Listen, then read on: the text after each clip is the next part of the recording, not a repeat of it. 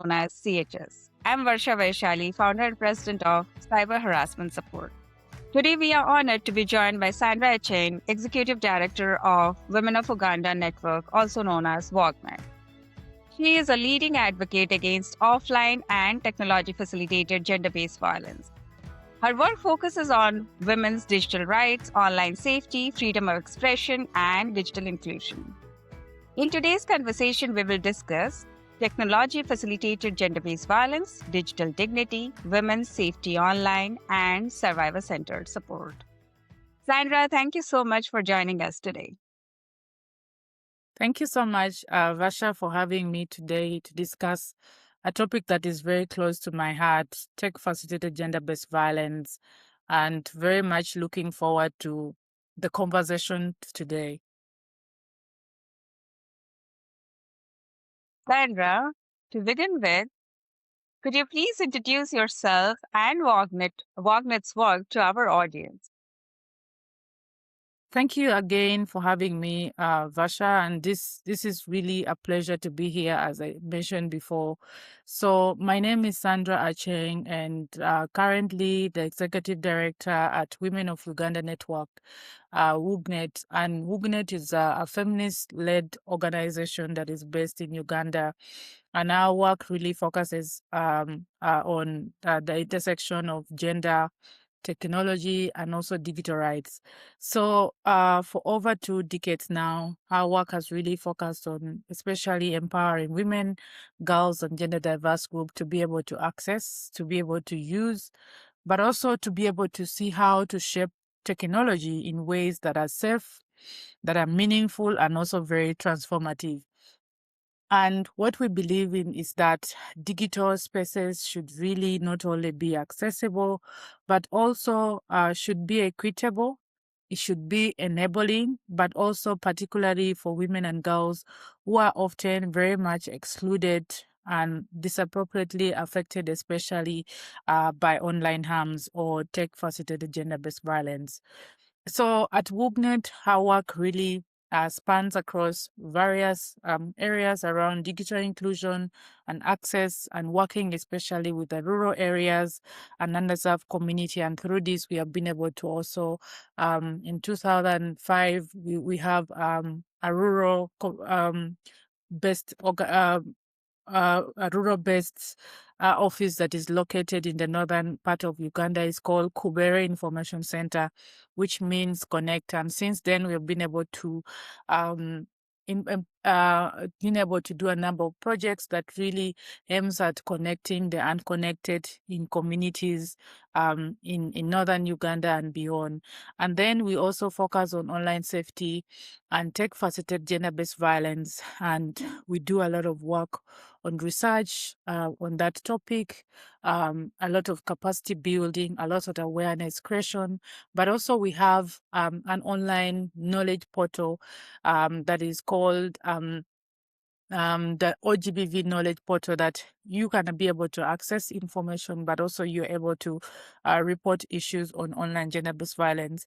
And then also we do a number of work on policy advocacy, where we also have been able to engage governments and also work with global platforms, especially through collaborative approach with networks that we belong to, such as the Women's Rights Online Network.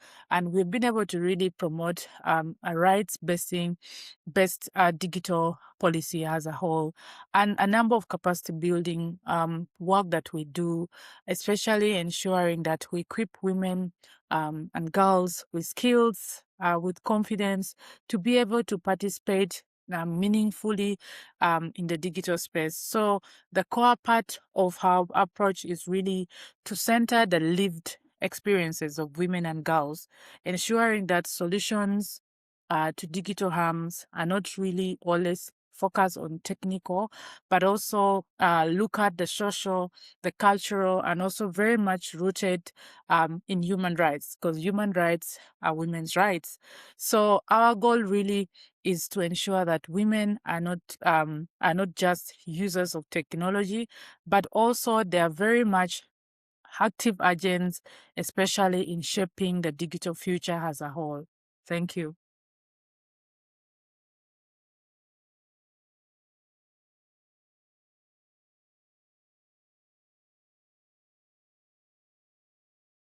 violence.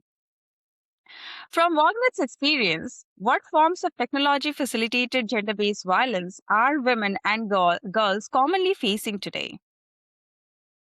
Okay, thank you, Varsha. Again, that's a very important question because there's been evolving forms of technology as more people get online. Also, I would say the perpetrators are not sleeping, or those who have the intent to harm other people are also not sleeping. So this keeps evolving, especially also with the coming or of AI and emerging technologies that continues to evolve. Yes. But from WOUGNET's experience and also from what we see globally is that first of all, tech-facilitated gender-based violence is increasingly very much diverse. It's evolving and also very much oftenly rooted deeply in the interconnection with on offline harm. Because when we talk about online gender-based violence, there's no way we should also leave conversations around what happens into the online space, offline spaces. And this is not just one form of abuse.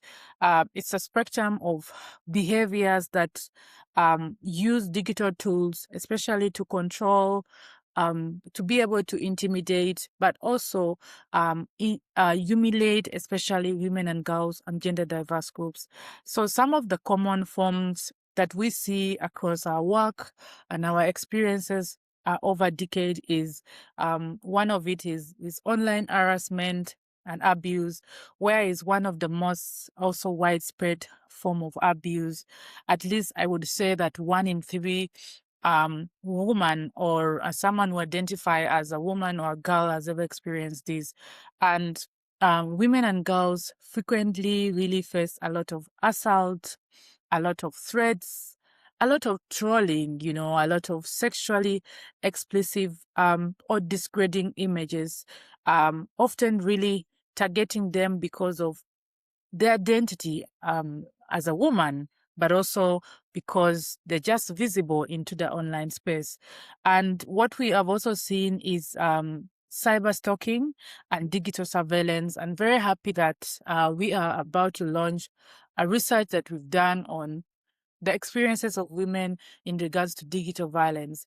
And many women really experience persistent monitoring, tracking, repeated unwanted contacts online.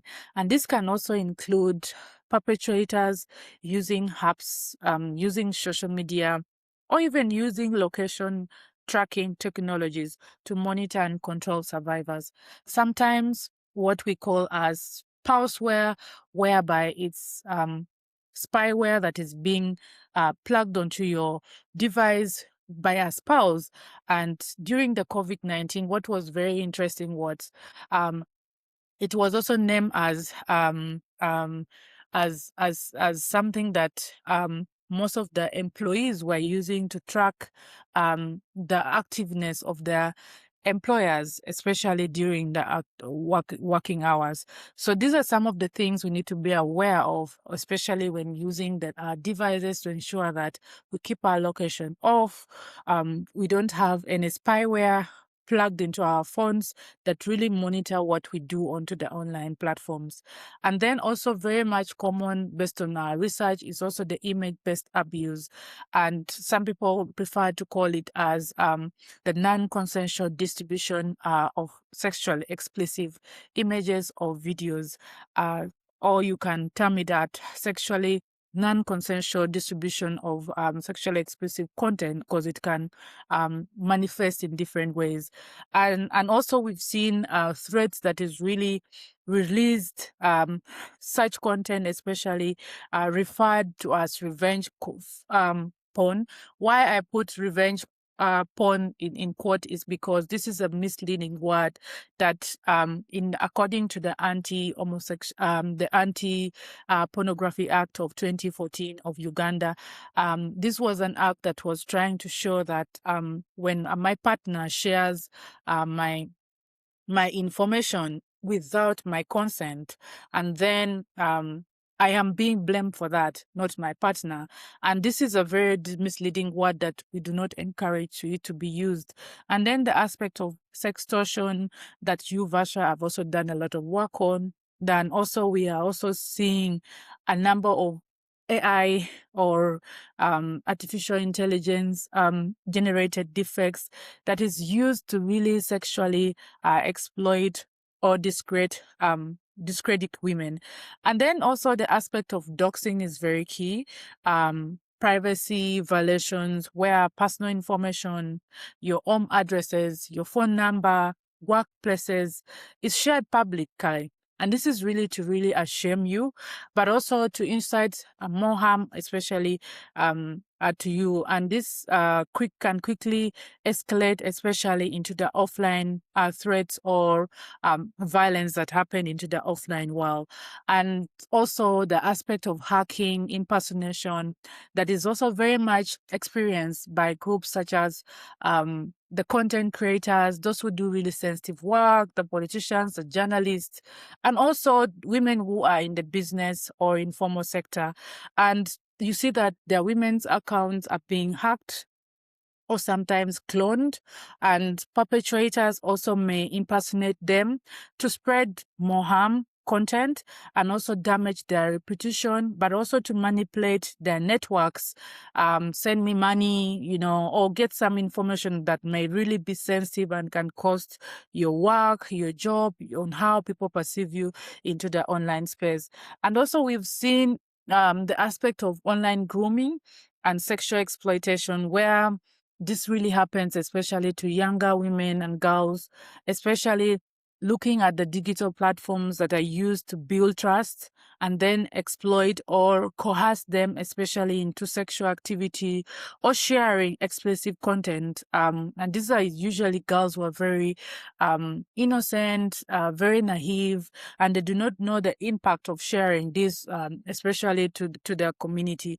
And also very much, there's been also continuous conversations around one form around gender disinformation and a lot of coordinated attacks.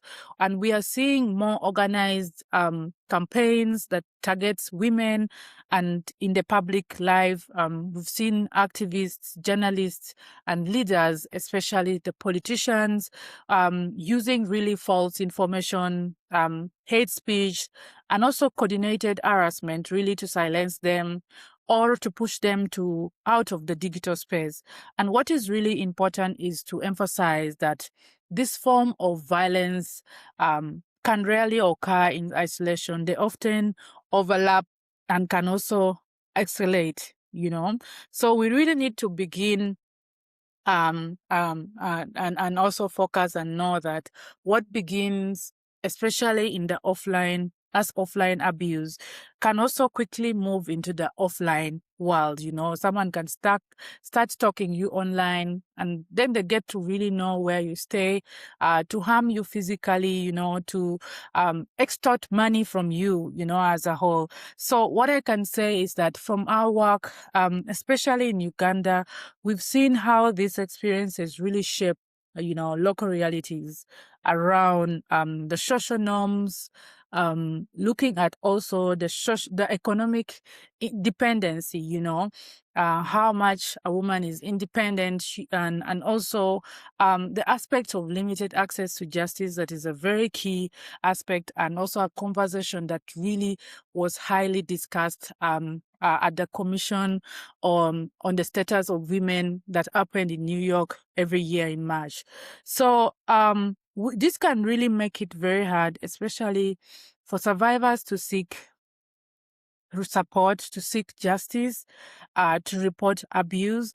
And when we talk about tech-facilitated gender-based violence, it's not about the digital issue.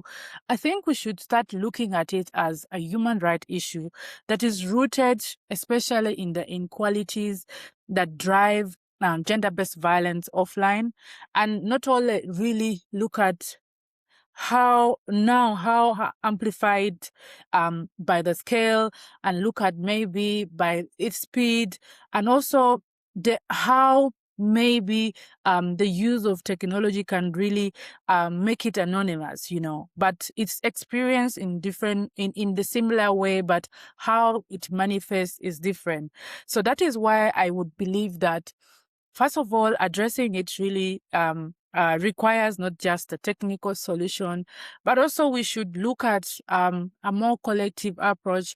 We should look at how do we holistically work together. If we're talking about offline, we're talking about online, we should also focus on, the intersectionality aspect. Look at the survivor-centered approach, and this requires designing technologies, tools that really works for survivors, and also looking at the power play, the access and accessibility as a whole. Thank you, Varsha. Sandra, you covered a lot of part about technology facilitated gender-based violence. You rightly said that this is something which has a cross-section or multidisciplinary approach, starting from technology to human aspect, to understanding how resources are being facilitated, what kind of independence women are being given, and how intimate partner violence also comes into picture. So, with that, another question comes into my mind. Many people still say that it is only online. What would you say to people who do not understand the real emotional, social, and safety impact of online abuse? So thank you, Varsha. And that phrase, when you said it is only online, I think it's something that we hear a lot, very often. I remember when we started working on tech-facilitated gender-based violence in around 2017. And I think I can say actually the first organization in the whole of Uganda to start working on tech-facilitated gender-based violence. And we would apply for grants, collaboration with institutions such as UN Women. And these are institutions that were heavily doing a lot of work on gender-based violence offline, and we would apply and they do not see it as a need. But I'm very happy to see that as of now, I see a lot of institutions such as UN championing work on UN Women, championing work on tech-facilitated gender-based violence. And what I can say that it really minimizes, especially when you say that it is only online, that the live experiences, it really minimizes the live experiences of survivors, So what I always say is that there is no clear line between online and offline harm anymore. you know Technology is really part of our daily lives. Right now we're using it to communicate. I've only talked to you online, Varsha. We've not met, so it's really part of our work. It's part of shaping our relationships. It's our identity. You don't need to even ask for my profile. Sometimes you just have to Google about Sandra Aceng and you're able to know who I am. So it is really part of our identity. So when abuse really happens online, it has been very, very, it has very real emotional, also social, and also very even physical consequences, especially to the survivors and victims that experience tech-facilitated gender-based violence, and even to the researchers. We've had conversations, especially with the UN Women, on how when you're doing research, when a survivor is speaking about their issue, it's like opening the wound of that was healing. So we need to focus on that as well. And also the person who is interviewing has some impacts that can also live with them. So I just want to give a few examples of what we see in our work, especially when we look at the emotional and the physical impact. You imagine, for example, receiving hundreds of abusive messages in a single day. You're being told you're worthless, you're threatened, you're sexually harassed. And for many women, this leads to a lot of anxiety, fear, depression, even withdraw from the digital space. Majority even may want to attempt to take their life, Some may not never share it with another person because of shame.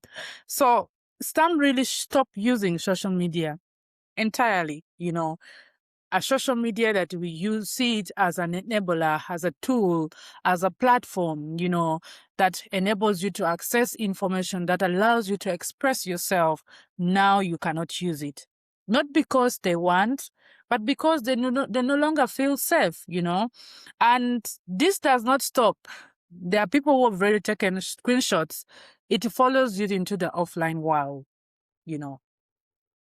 And from our work, we've also seen a number of the repetition evidence and also social isolation, especially because of such harms, where we've seen cases where a woman's photo is being taken and is manipulated, into explicit content and shared widely online, a phrase that normally used that the internet does not forget. And when it is fake, the damage to our reputation, can be very severe, especially after affecting her relationship, And relationship doesn't mean marriage, but with people that are in your networks.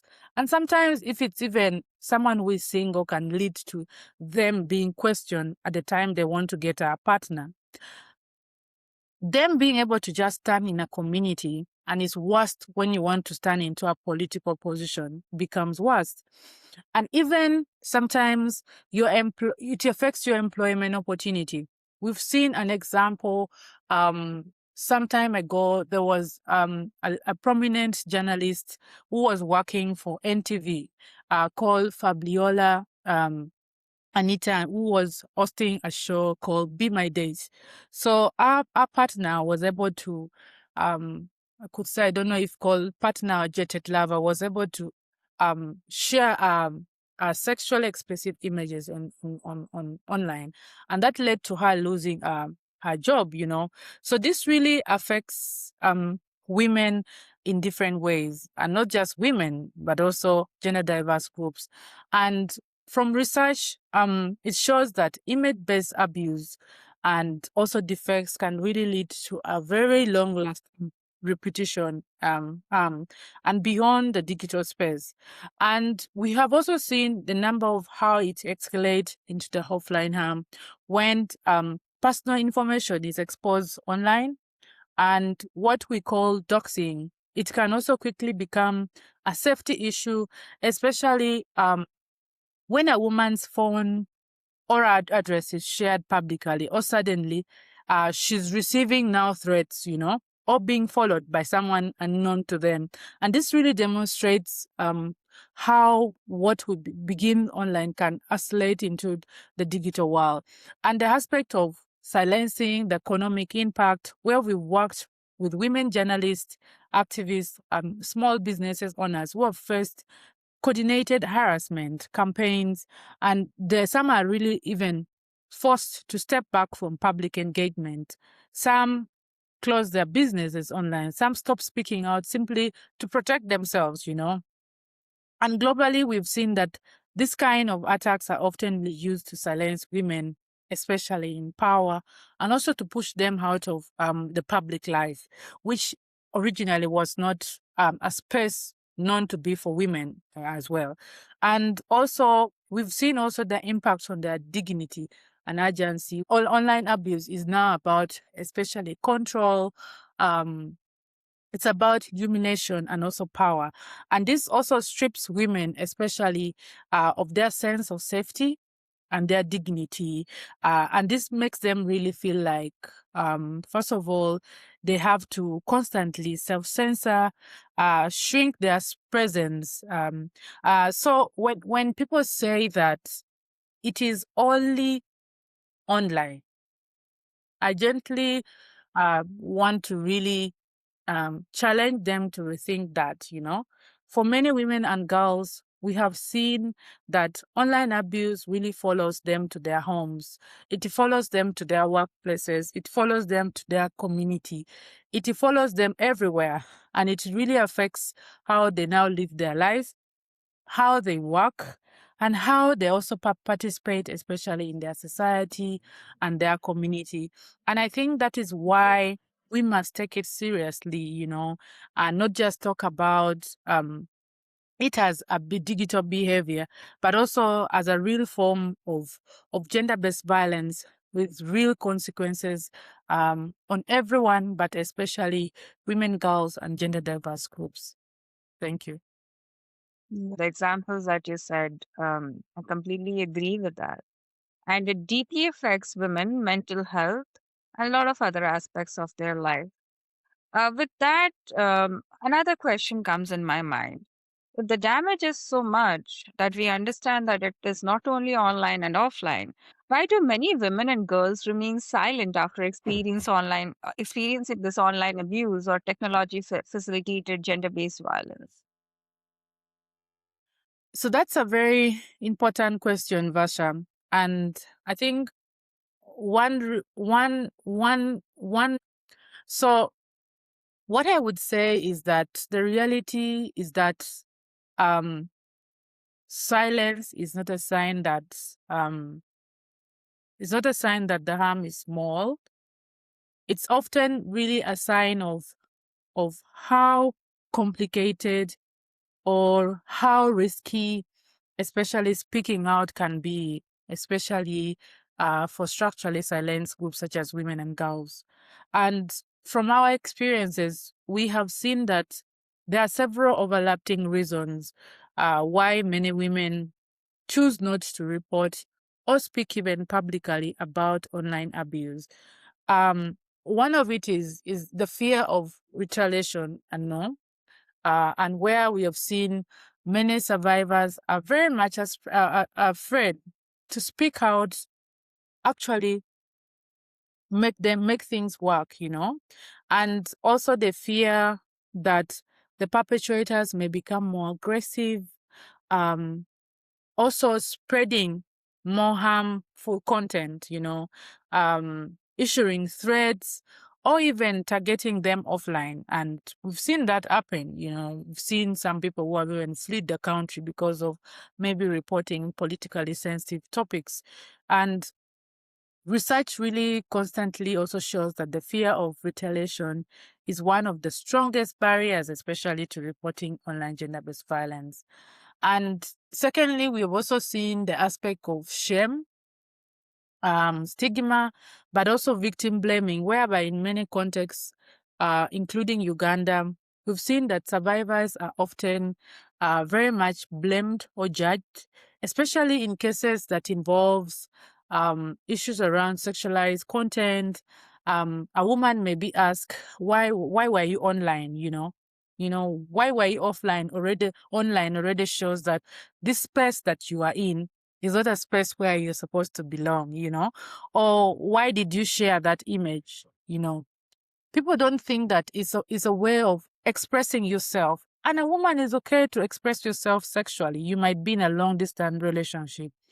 So this really create deep feelings of shame and self blame, especially for women.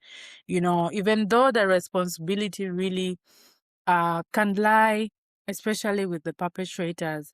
So the aspect of stigma and social norms are widely very much recognized as major issues, why also gender-based violence remains unreported, whether offline or online.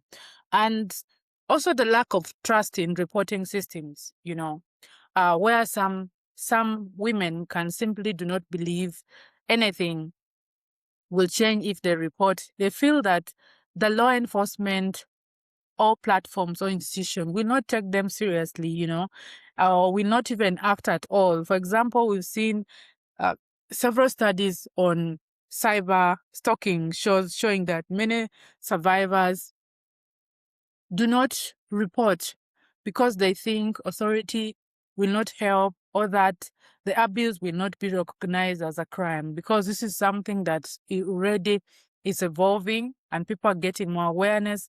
But people just believe that for you to have a scar on your face, it's abuse. They do not think that even the emotional or psychological effect is even more impactful, than the physical abuse.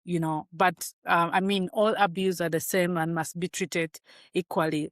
And also, we've seen the aspect of not really recognizing digital harm or tech for gender-based violence as abuse or violation, where the digital violence is still poorly understood. Some women and girls may not immediately identify their experiences as abuse, and especially when it's normalized as, this is jokes, this is just trolling, or a controlling behavior online. And again, the aspect of patriarchy is really very much dominant into the online space. So the lack of awareness can really delay or really prevent reporting altogether because of lack of awareness of recognizing it as a form of gender-based violence. And the aspect of fear of social and economic consequences, whereby speaking out can come at a cost. Women may fear losing their jobs, damaging their reputation into the public, or being socially isolated. So in some communities, you see that the consequences of exposure, especially in these cases of image abuse, can be very devastating. And that's why you see some people, their money is being coerced, and they say that, oh, when you send us this amount of money, we will not be able to further share this onto the online space, and they keep extorting money from you, and before you know it, you do not have enough money, as well. And Yes. the aspect of the normalization of online abuse, where perhaps one of the most concerning issues that online violence has become so common that many people are told, especially women, that you just ignore it, just log off, just unfollow that person. So normalization also normalizes harms, and this encourage also or discourage especially reporting, and also reinforcing the ideas that abuse is simply part of being online as a woman. As women, we should always just welcome any form of abuse. So what we really need to understand is that silence is often shaped by fear, by power, and also the aspect of the systematic barriers, not really choice alone. We do not choose, but these things like power, fear, and the systems, or how systems are designed, really affect this. And that's why for us, our approach at WOUGNET is really to create a safer, an open, a free, a survivor-centered space that really strengthen reporting mechanism and really challenges harmful norms, so that when women are able to speak out, they are believed, they are supported, and also they are also protected as a whole into the digital space. Yeah. Completely agree to each point that you highlighted, and it's very important for our audiences to know that awareness is so important, and online world is as equally important as the offline world. And you're And doing it's a really complex amazing enough. work in the awareness. Yeah, yeah. So partners like you are very important. It is a collective approach. It's a global issue. It's not any particular country or community issue. We need to make support each other, make women aware of their rights. And it's a complex scenario, as you said. It is not a choice. It happens because of so many things intertwined with each other. You do a lot of survivor centered support. With that, a question comes into my mind. What should survivor centered support look like when a woman or a girl experiences this kind of technology based violence?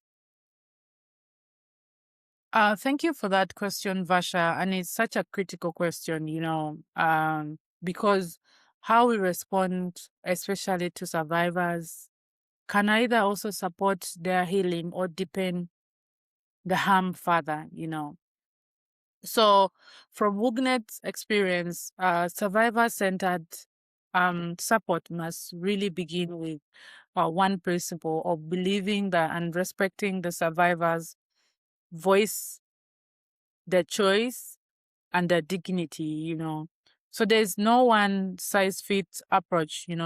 Support has to be flexible, it has to be holistic, it has to be grounded in feminist values, in the realities of each individual as a whole.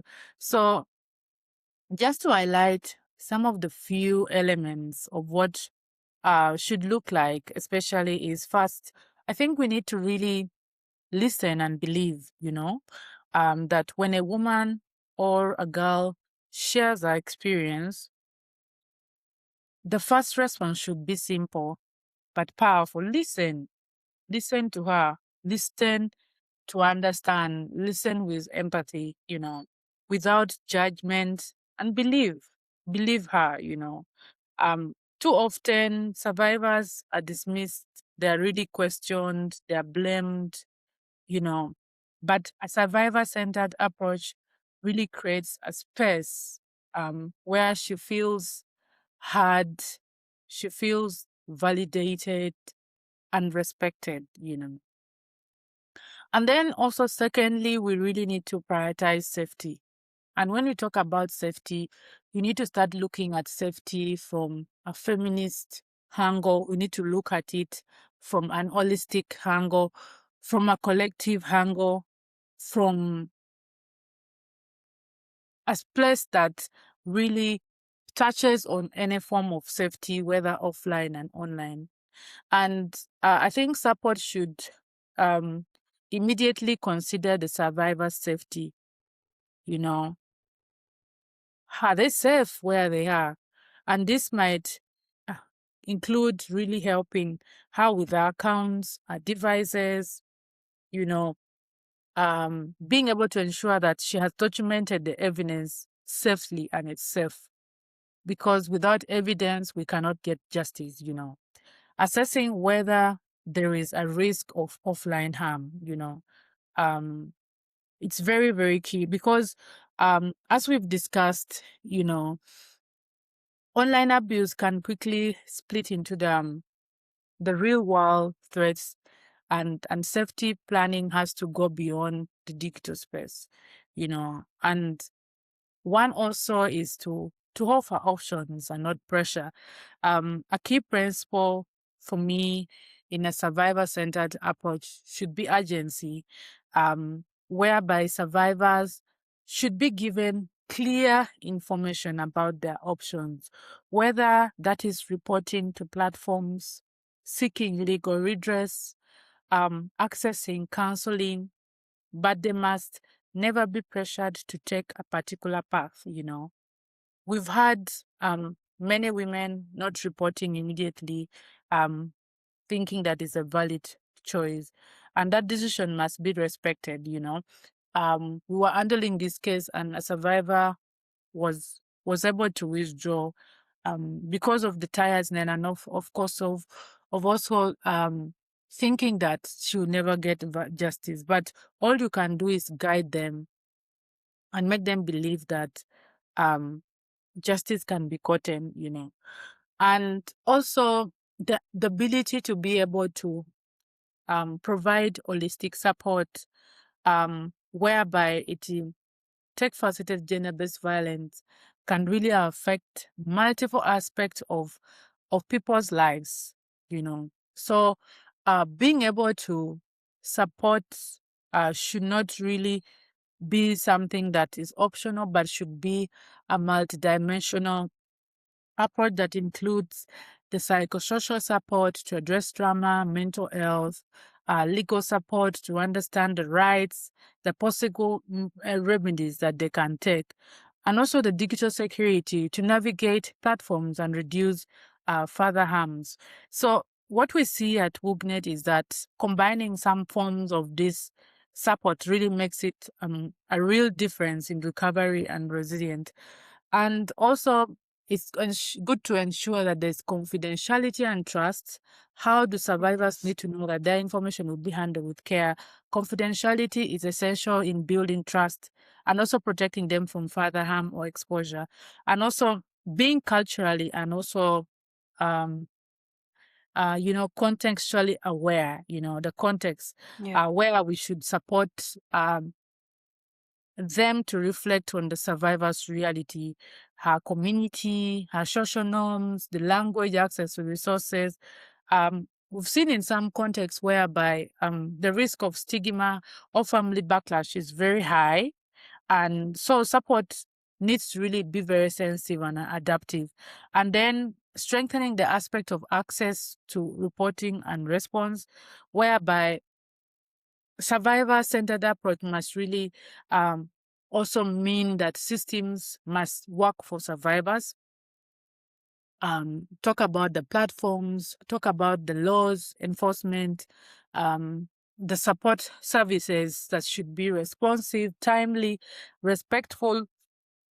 And when systems are very dismissive, or ineffective, they really reinforce a lot of silence. Yes. And Yes. lastly,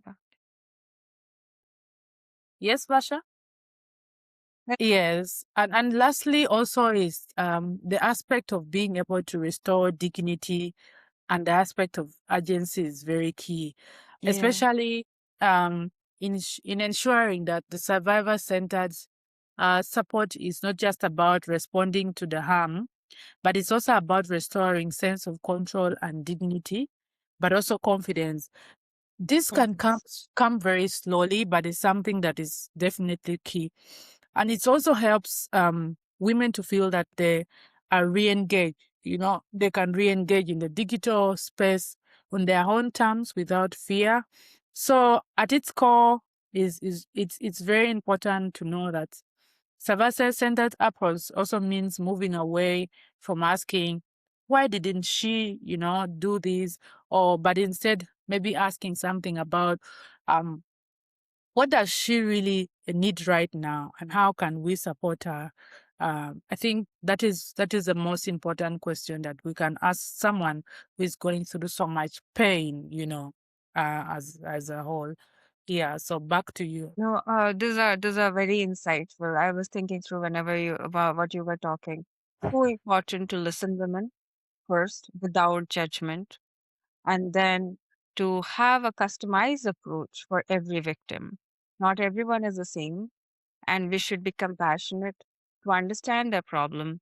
And it's as you said, we have to have right laws, right technology supporting it, and then not only solving the issue or giving them pathways, but also following them through to build the confidence and get them back to life the way it is, and to respect their consent and to respect their privacy. These are really insightful and my take back from this discussion for sure.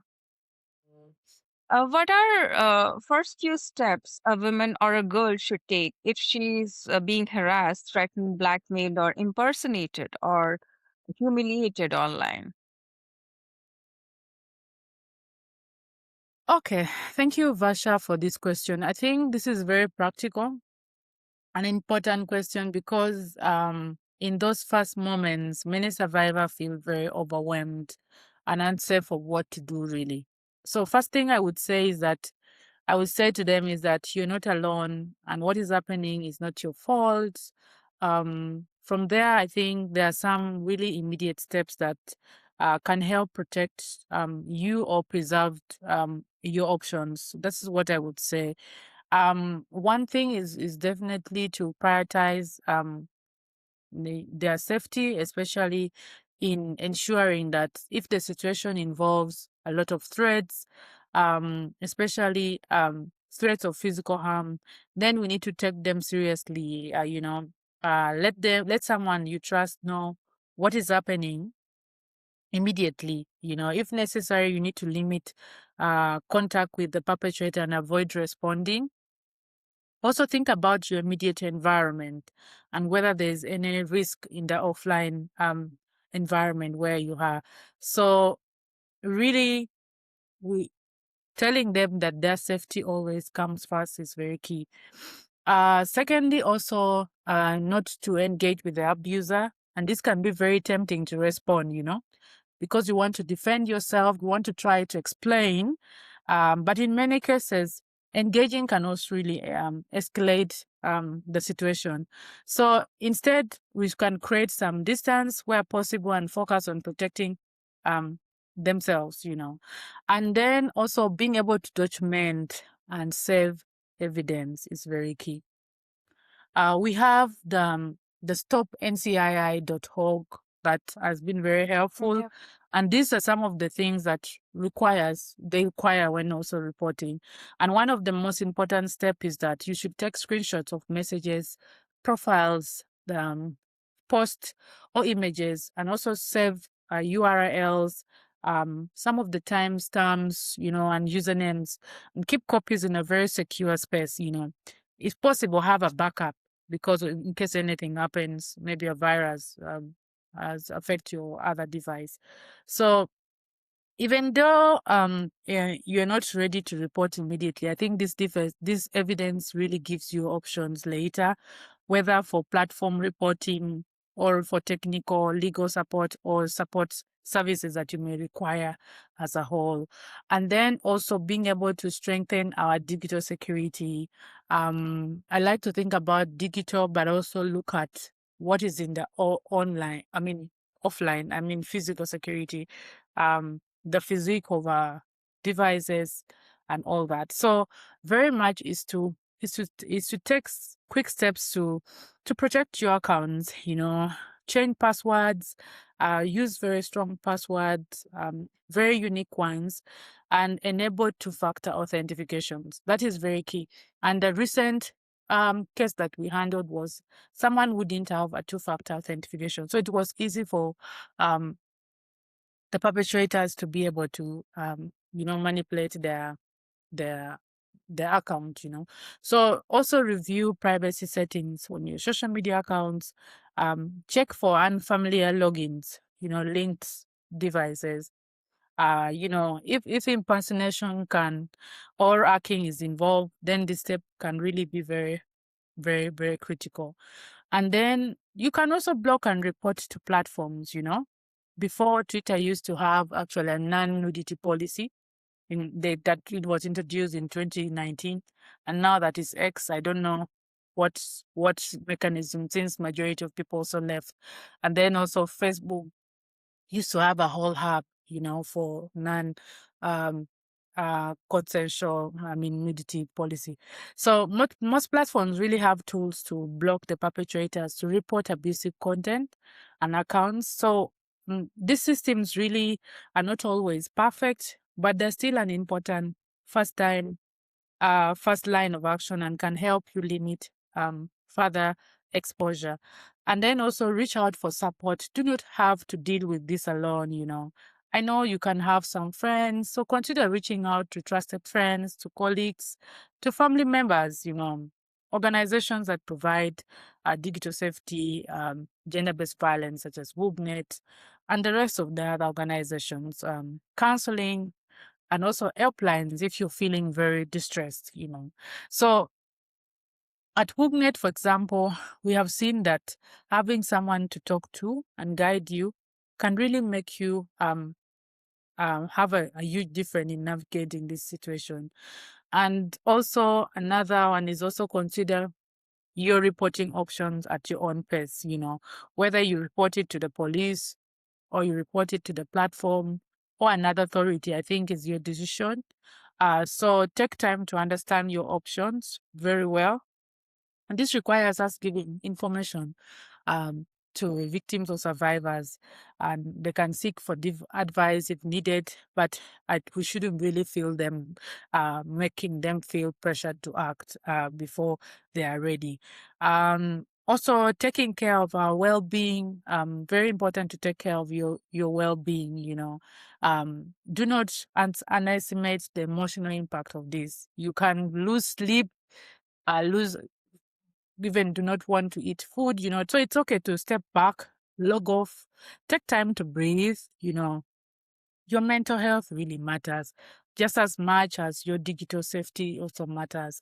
So these steps, I would say that they're about really protecting yourself. So most importantly, what is being done to you um is not acceptable, but you should say that you deserve to feel safe, you know, both in the offline and the online, both in the online and offline world as a whole. So that is what I would say in summary, Varsha. Thank you, Sandra. So, as a part of this conversation on women's online safety, digital dignity, what message would you like to give to women and girls who are silently experiencing online abuse? So what I would say to every woman and girl who is silently experiencing online abuse, I just want to say this first, that what you are going through is real and it matters, you know. It matters to everyone or to some of us, you know. And just as importantly, it is not your fault that you went through that. So abuse, whether it happens into the offline or online, it's never a reflection of your worth. It is a reflection of someone else's choices, their perspective, and the misuse of power, you know, at hand. So I just want you to know that you're not alone, even if you may feel that way. Some women across the world are navigating similar experiences, often quietly, often without support, but increasingly, there is a growing community of people, organizations, movements who are working to ensure that you're seen, you're heard, and also protected. And we've seen some of these survivors now as using podcasts to share their stories so that so that more people can know what they've been able to go through as a person. So it's okay if you feel afraid, if sometimes you feel confused, unsure about what you know, to do next. And also, it's okay if you are not ready to report. It's okay if you choose to step back and protect your peace. But what matters is that you should move at your own pace and make the decision that feels safest and right for you.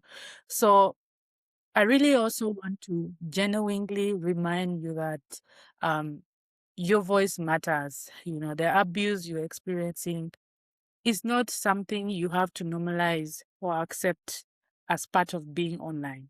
You deserve to exist. You deserve to access justice. You deserve to express yourself and also to participate in the digital space without you being able to feel that you're fearing or you're ashamed or without being silenced, you know. If you can, reach out to a trusted friend, reach out to a family, reach out to an organization that works on supporting women's safety online. Even one supportive person can make a difference, you know. We have WOUGNET, we have CSH, which we can reach out and, you know, we can engage. And to those who may feel that abuse has taken something away from them, their confidence, their visibility online, how they were respected, their sense of safety. I think I want to say that that does not have to be the end of your story, you know.